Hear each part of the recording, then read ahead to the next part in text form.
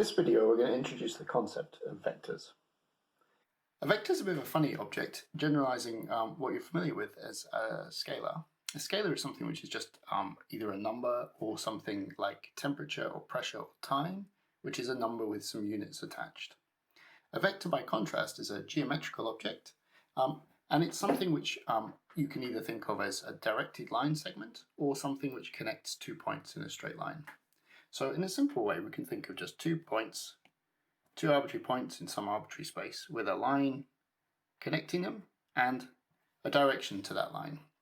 So the 2 points we can think of just A, B, and the line connecting them is known as the vector, in this case the direction vector. The two characteristics of it are that it has a length and a direction. We can write this vector if we call it a symbol. Let's call it a symbol u. We need to distinguish it as a vector, so we can do this in different ways. I like to use an underline. In written text, it will typically be in a bold font, and some people tend to write it with a little arrow on top. In the case of a directed vector between 2 points, we can also write this as the vector which joins the point A to the point B, and stick an arrow on the top to represent the fact that it's a direction vector. So what are vectors useful for?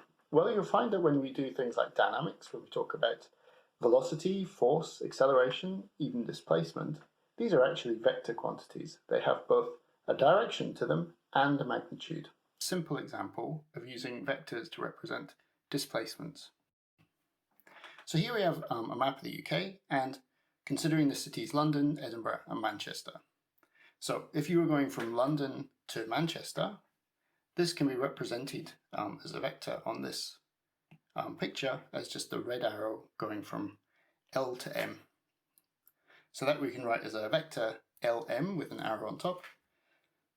That, of course, is the same net displacement as going all the way to Manchester via Edinburgh. So if we go from London to Edinburgh and then to Manchester, although it's a much longer trip in terms of your actual getting there, the net displacement is exactly the same.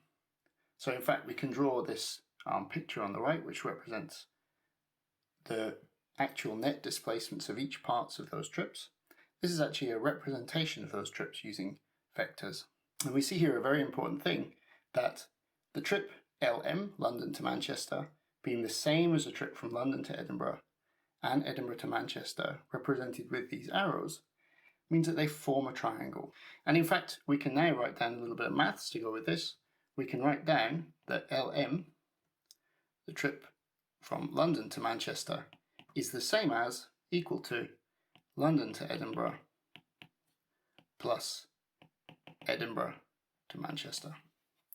And this, in fact, is an example of a vector equation. And at the very basic level, this is really all vectors are. They're ways of representing more complicated physical objects than you can then need a scalar to do so. So we can't describe these trips with just a single number. You need a set of numbers to describe them. Those sets of numbers are combined into one single mathematical object known as a vector. So in fact, we've seen how to combine vectors just using this example. And we can think about them now a bit more abstractly. So we can combine vectors using addition. Okay, so if we just think now a bit more abstractly, we've got, let's say we've got a vector u and another vector v.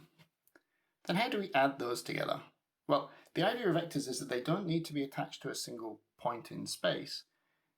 The vector itself contains both a length and a direction, and other than that, it's completely, you're free to move it around as you wish. So we can take these two vectors and move them around, and if we just put them, if we take this picture, we draw the vector u like this, and then stick the vector v up here, then we can see that the net result of traveling along u and then along v is the same as going from the bottom of the vector u to the top of the vector v.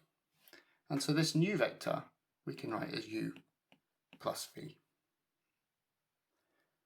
And in fact, this is equal to, there's no reason to go along u first, we could travel along v first by just writing out the vectors like so. And u plus v is the same as going along v and then along u, resulting in the net displacement u plus v. So this is known as the triangle law. So you move the vectors around and then draw a triangle to find out what the sum of the two vectors are. We can also do scalar multiplication. Okay, so where we think of if we multiply a vector v, say, by a number, multiplied by a number c, then this becomes a new vector whose length is just the modulus of c times the length of v. So this has length modulus of c times length of v.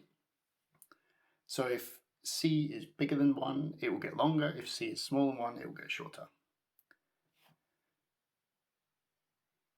And if c is negative, it will also flip the sign of v. So in fact, we can think of minus v as equal to minus 1 times v. So it has the same length as the vector v, but in the opposite direction. Opposite direction to v. So this allows us then to think of some general elementary operations on vectors, and so we can now use this idea to subtract vectors. So let's take two vectors, u and v, as our starting point, and we can form the sum u plus v by travelling along u and then along v. We can form the difference u minus v by taking the vector minus v. So this is start with the vector v and then just flip its direction. If we flip its direction, we come up with the vector minus v, which is here. Now we can perform the subtraction of u minus v by adding minus v to u.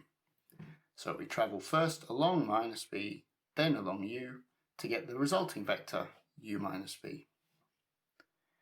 Similarly, we can form v minus u by starting with the vector u, flipping its sign so that it points in the opposite direction to the original vector u, and then adding v plus minus u, giving us v minus u. So conceptually then, that's all there is to adding and subtracting vectors. And of course with scalar multiplication, we can just stretch or shrink vectors as we like. So if we start with a vector v, then we can have the vector, let's say 2v, or a half v, making it shorter, etc. So conceptually, that's what vectors are. They're just geometrical objects with a fixed length and direction. You can move them around, add them and subtract them. In the next video, we're going to explore how to do this in a little bit more of a precise way using components of vectors.